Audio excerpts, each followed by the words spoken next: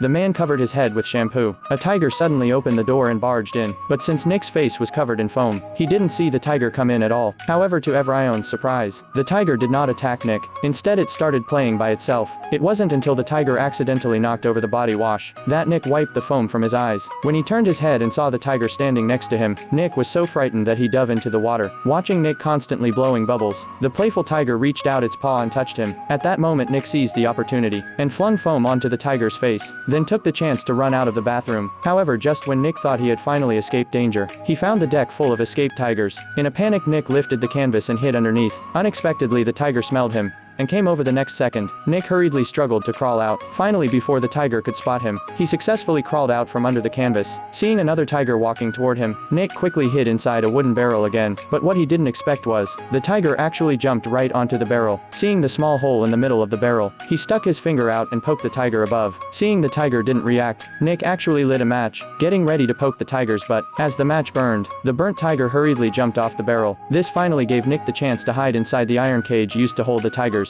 Meanwhile, the just awakened keeper finally arrived on the deck. However, before the keeper could get all the tigers back into the cages, she suddenly slipped and fell straight into the water. Seeing the keeper in danger, the tigers hurriedly jumped into the water to rescue her. At this moment, on a nearby beach, a group of tourists were sunbathing. When they saw a group of tigers swimming toward the shore, they were so frightened they quickly hid inside their cars. The tigers even jumped onto the cars. Luckily, the keeper arrived just in time and drove all the tigers back onto the ship, thus successfully saving everyone.